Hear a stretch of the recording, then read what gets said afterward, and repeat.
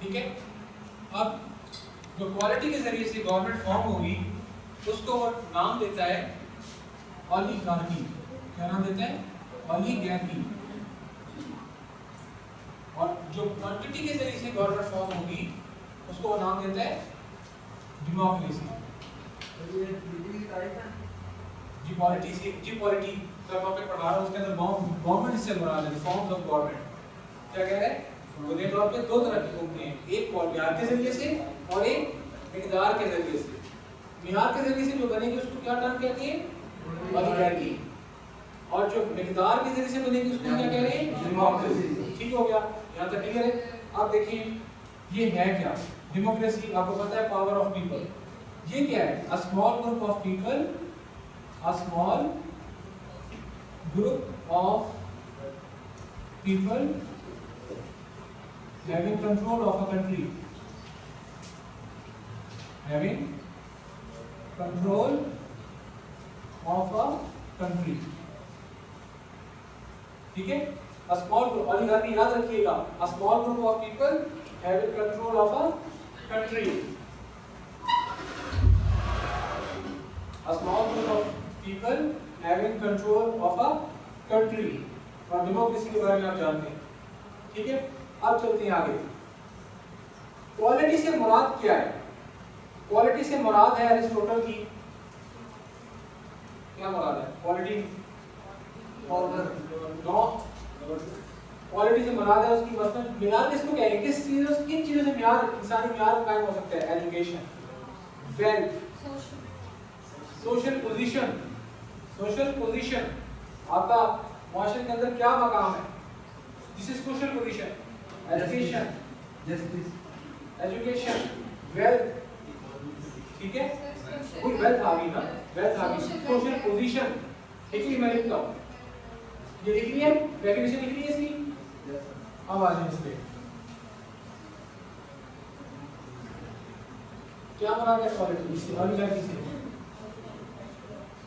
quality is understood, education, wealth, social position लिख रहे हैं, social position।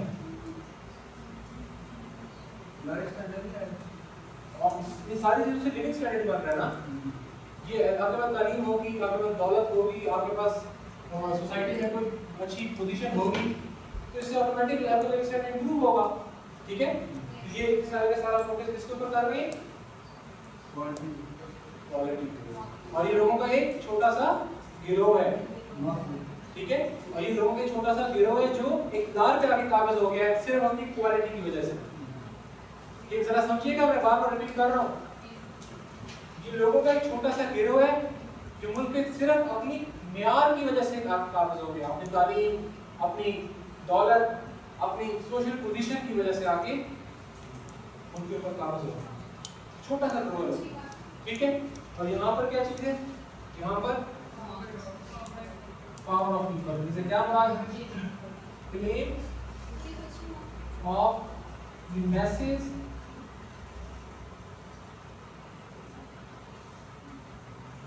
claim of the number of messages, claim of the number of messages। जितने लोगों को आपने वोट दिया और जिसको ज्यादा वोट मिल गए वो जीत गया। यहाँ पे मिकदार आ गई ना, ऐसे ही है ना। ठीक है, तो ये किस चीज पे आ रहे हैं? ये तादाद की बुनियाद पर आ रहे हैं और ये मियार की बुनियाद पर आ रहे हैं। अगर समझिएगा, ये मैं आपके लिए बेस बना रहा हूँ। अरिस्टोटल क्या कह रहा है ये आपको समझ आएगी तो बात समझ आएगी कि अरिस्टोटल कैसे हुकूमत चाह रहा है। दो तरह से हुकूमतें बन रही हैं, एक म्यार से, एक मिकदार से। जो म्यार से आ रही है हुकूमत उसमें एजुकेशन, वेल्थ, सोशल पोजीशन और वो सिर्फ उन लोगों तक महदूद हो गई, वो आगे नहीं मुंतकिल करना चाहते। और यहाँ पे सिर्फ क्वांटिटी इंश्योर हो रही है कि आप जो है वो सिर्फ तादाद को देखकर अगले को इक़्तिदार दे रहे हो। इसके पास इतने वोट थे, इसको इक़्तिदार दे दो। यहाँ पे हाँ, चाहे वो एलिजिबल है, कैपेबल है या नहीं, आप उसको इक़्तिदार दे रहे, क्योंकि उसमें नंबर ऑफ वोट्स विन कर लिए दूसरे के जिसके। ठीक हो गया, ये आगे बात क्वालिटी और क्वांटिटी की। यहाँ तक क्लियर है। अब आगे चलता है कहता है कि ये दोनों की जो फॉर्म्स हैं, इन दोनों की मसलन अगर अकेली फॉर्म हम ओलिगार्की को लेते हैं और अप्लाई करते हैं तो इससे क्या होगा, सिर्फ इंश्योर ऐसे ही होगा ना। अगर हम ओलिगार्की लोग आ जाएंगे मुल्क में तो क्वांटिटी कहाँ से इंश्योर होगी? तो फिर लोग आ जाएंगे और फिर गवर्नेंस करेंगे ना, गवर्नेंस करेंगे, सिर्फ इक़्तिदार महदूद नहीं रखेंगे बल्कि लोगों के ऊपर हुकूमत करेंगे, लोगों को इंश्योर करेंगे, सोशल वेलफेयर सिस्टम बनाएंगे। नहीं करेंगे ना ये लोग, क्यों नहीं करेंगे? क्योंकि ये चीज चाहते हैं कि समझते हैं कि अगर ऐसा आप करेंगे तो ये इक़्तिदार हमारे हाथों से निकल के कोई और कब मुमकिन हो जाएगा तो हमारे बराबर आ जाएंगे। तो डेमोक्रेसी में तो ये है जो लोग इत्तेफाक आ जाते हैं वो अपनी तक महदूद रखते हैं सारी चीजों को। ना, this is a fake democracy. This is a fake democracy. जो भी है this is not a democracy. Proper तरीके के साथ, यस यस, ये समझिए बात। हमने यहाँ पे एनालिसिस नहीं कर सकते अपने मौजूदा सिस्टम का, यहाँ पे हमने सिर्फ किताबी बातें करी। अभी तो मैं आपको फिलॉसफी समझा रहा हूँ, इसके बाद एनालिसिस करते हैं ना, पहले तो बात तो समझिए। अरिस्टोटल ने कौन है ना, अरिस्टोटल का, ठीक है। अब यहाँ पे ये जो चीज है, ये जो चीज है अभी देखा समझ लें, समझने के बाद एनालिसिस आप कर सकते हो, आज के पाकिस्तानी सोसाइटी में कर सकते हो, ठीक है। लेकिन पहले आपको पूरी चीज समझ आ जाए। ये बात समझ आई, क्वालिटी के जरिए से सिर्फ ओलिगार्की इंश्योर हो रही है, क्वांटिटी के जरिए से सिर्फ डेमोक्रेसी इंश्योर हो रही है। Please be attentive. अब यहाँ पर क्या होता है, वो कहता है कि अगर सिर्फ ओलिगार्की को हम हुकूमत फॉर्म करते हैं, ऐसी हुकूमत जो सिर्फ मेयार को फोकस कर रही है, तो वो क्या होता है, सिर्फ क्वालिटी इंश्योर हो रही है, ठीक है, क्वांटिटी इंश्योर नहीं होगी। और अगर हम डेमोक्रेसी लाते हैं तो सिर्फ क्वांटिटी आ रही है, क्वालिटी नहीं आ रही, तो कहते हैं ये ना, अभी मैं बात करने लगा। और अरिस्टोटल कहते हैं कि ना एक्सट्रीम फॉर्म ओलिगार्की की हो, ना एक्सट्रीम फॉर्म डेमोक्रेसी की हो, क्या हो, दोनों का, इन दोनों का एक मिक्सचर होना चाहिए, क्योंकि वो चाहता है कि at the same time quality and quantity both must be ensured, ठीक है। बात समझ आ रही है? अरिस्टोटल क्या कह रहा है कि अकेली जो एक्सट्रीम फॉर्म है क्वालिटी की या क्वांटिटी की, वो एक बैड स्टेट है, वो एक अनलॉफुल स्टेट है, वो एक सेल्फिश स्टेट है, ठीक है। ये बात ये कहता है अनस्टेबल स्टेट है। ये यहाँ पर बात करता है कि इनमें से किसी भी गवर्नमेंट की एक्सट्रीम फॉर्म नहीं होनी चाहिए, क्या होना चाहिए, दोनों का मिक्सचर होना चाहिए, और दोनों का मिक्सचर से क्या होगा, एक मॉडरेशन आ जाएगी। अब क्वालिटी भी इंश्योर होगी, क्वांटिटी भी इंश्योर होगी। ये बात अरिस्टोटल कह रहा है। क्या आपको क्लियर हुई? दोबारा से, general interest of the people are secured, right. अब आगे बात बैड स्टेट की, और बैड स्टेट वो है जिसके अंदर the personal interest of the rulers are secured, ठीक है, इंडिविजुअल नहीं, रूलर्स। इसके बाद आगे बात कॉन्स्टिट्यूशन की, ये अगली चीज आ गई। कॉन्स्टिट्यूशन क्या है बकौल अरिस्टोटल? ये जो डेफिनेशन मैंने लिखी, मैंने अपने से लिखी, ये अरिस्टोटल की डेफिनेशन है। अरिस्टोटल सबसे पहले कॉन्स्टिट्यूशन को डिफाइन करता है, ठीक है, और क्या कहता है, कहता है constitution is the book of law determining the allocation of power, determining the allocation of power within the state as well as distribution of rights and rewards, ठीक है। determine the allocation of power within a state, रियासत के अंदर दो चीजें हैं, इख्तियार की तकसीम कैसे होगी, इख्तियार की तकसीम कैसे होगी, निजाम कैसे चलेगा, ये बात की गई, ठीक है, निजाम कैसे चलेगा। तो ये यहाँ पे आ गई बात एलोकेशन ऑफ पावर। और अगली बात करता है distribution of rights and rewards, और किस तरह से जो हकूक हैं वो किसका कौन सा हक होगा, ठीक है, किसको कैसे करना है काम। और दूसरी चीज़ है कि जो फिर रियासत के लिए कंट्रीब्यूशंस करेगा उसके लिए क्या रिवॉर्ड है, किस हिसाब से वो रिवॉर्ड होगा, ठीक है, किस हिसाब से वो रिवॉर्ड होगा। ये सारी चीज़ें जो है वो यहाँ पर बात करता है, ठीक है। तो क्या हो गया, डिटरमिनिंग एलोकेशन ऑफ पावर, पहली बात है, determining the allocation of power पहली बात है, और दूसरी बात distribution of rights and rewards, ठीक है, ये बात करता है। आम अल्फाज में आइन है क्या? कॉन्स्टिट्यूशन को उर्दू में आइन कहते हैं क्या है? Rule of law. कॉन्स्टिट्यूशन के जरिए से रूल ऑफ लॉ होगा ना, लेकिन कॉन्स्टिट्यूशन क्या है? आसान अल्फाज में सुप्रीम लॉ भी आप कह सकते हैं, supreme law of the land, बिल्कुल ठीक है ये।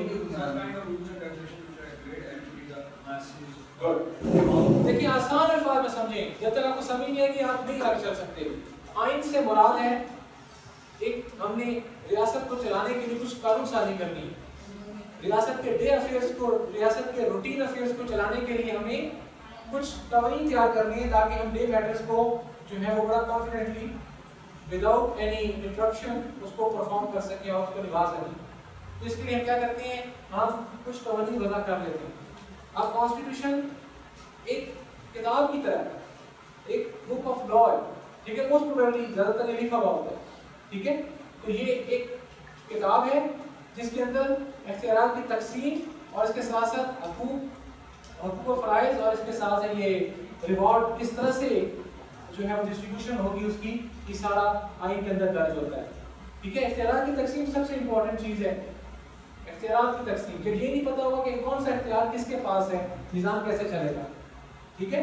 तो इसलिए इख्तियारात की तकसीम, एलोकेशन ऑफ पावर, ये सबसे इंपॉर्टेंट चीज़ है और ये कहाँ से ड्राइव हो रहा है?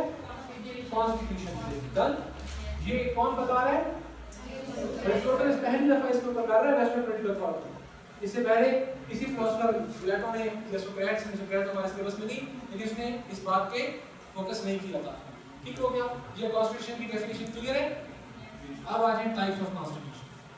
Likewise various forms of state, Aristotle also bifurcate or categorize the types of constitution. Number 1, right constitution. Number 2, wrong constitution. Again, same parameter, same criteria.